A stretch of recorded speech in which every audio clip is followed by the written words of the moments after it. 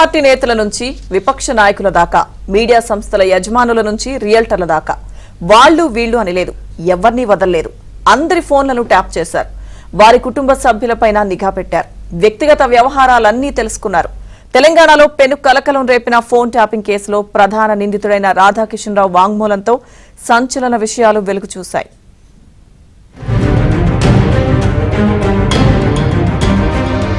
Telangana phone tapping కేసులో కీలక పరిణామం చోటు చేసుకుంది. మాజీ డీసీపీ రాధాకిషన్ రావు వాంగ్మూలంలో సంచలన అంశాలు బయటపడ్డాయి. ABN Andhrajyothy MD Radhakrishna phone ని ట్యాప్ చేసినట్టు రాధాకిషన్ రావు ఒప్పుకున్నారు. రాధాకృష్ణతో పాటు మరో ఛానల్ యజమాని ఫోన్ ను కూడా ట్యాప్ చేశామన్నారు. కాంగ్రెస్ సీనియర్ నేత జానారెడ్డి కుమారుడు రఘువీర్ రెడ్డితో పాటు మరికొంతమంది ప్రతిపక్ష నేతల ఫోన్లపైన నిఘా పెట్టారు. వీరిలో గద్వాలకు చెందిన సరిత తిరుపతయ్య, కోరుట్ల జువాడి నరసింగరావు, అచ్చంపేట వంశీకృష్ణ, మానకొండూరుకు చెందిన కవ్వంపల్లి సత్యనారాయణ ఉన్నారు. వీరితో పాటు ఈటెల రాజేందర్, బండి సంజయ్, ధర్మపురి అరవింద్ సిబ్బంది ఫోన్లను సైతం ట్యాప్ చేసినట్లుగా రాధాకిషన్ రావు స్టేట్మెంట్ లో వెల్లడించారు. అలాగే రాష్ట్ర వ్యాప్తంగా కన్స్ట్రక్షన్, రియల్ ఎస్టేట్ కంపెనీల వ్యాపారుల ఫోన్లను కూడా ట్యాప్ చేసినట్లు రాధాకిషన్ రావు వాంగ్మూలం ఇచ్చారు.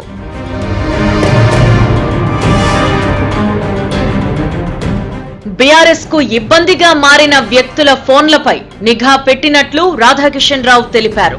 ప్రస్తుత సీఎం, అప్పటి ఎంపీ అయిన రేవంత్ రెడ్డితో పాటు ఆయన కుటుంబ సభ్యుల ఫోన్లను ట్యాప్ చేశారు. కుత్బుల్లాపూర్ ఎమ్మెల్యేతో విభేదాలున్న సెంబీపూర్ రాజు, కడియం శ్రీహరితో విభేదాలున్న రాజయ్య, తాండూరు ఎమ్మెల్యేతో పట్నం మహేందర్ రెడ్డి దంపతులకు విభేదాలు ఉండడంతో వారిపైన నిఘా పెట్టినట్లు వాంగ్మూలం ఇచ్చారు.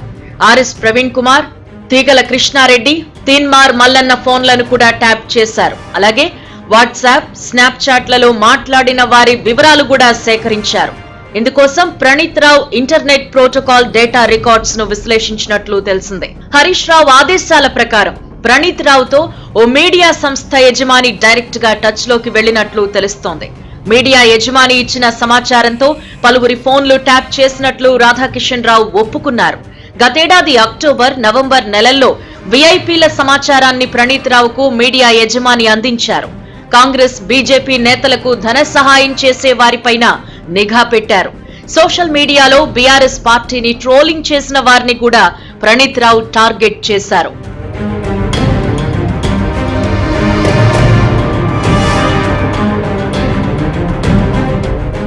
మరోవైపు బీజేపీలోకి వెళ్లేందుకు ప్రయత్నించిన బీఆర్ఎస్ ఎమ్మెల్యేల ఫోన్లను ఎస్ఐబీ మాజీ చీఫ్ ప్రభాకర్ రావు ట్యాప్ చేసినట్లు రాధాకిషన్ వెల్లడించారు. పైలట్ రోహిత్ రెడ్డి బీజేపీలోకి వెళ్లేందుకు ప్రయత్నిస్తున్నట్లు గుర్తించి ఆడియోలను ముందు పెట్టి ఎమ్మెల్యే కొనుగోలుకు తెరలేపారన్నారు. స్కెచ్ ప్రకారం మైనాబాద్ ఫామ్ హౌస్ లో చర్చలు జరిగినట్లు తెలిపారు. ఎమ్మెల్యే కొనుగోలు వ్యవహారంలో మధ్యవర్తిగా ఉన్న నందు ఫోన్ ట్యాపింగ్ చేయడంతో అసలు వ్యవహారం బయటకొచ్చిందన్నారు. ఎమ్మెల్యేల కొనుగోలు వ్యవహారంలో కీలకంగా వ్యవహరించిన బిఎల్ సంతోష్ ను అరెస్టు చేయాలని కేసీఆర్ ఆదేశాలిచ్చారు అని, సంతోష్ ను అడ్డం పెట్టుకుని లిక్కర్ స్కామ్ నుంచి కవితను తప్పించాలని కేసీఆర్ ప్లాన్ వేశారన్నారు.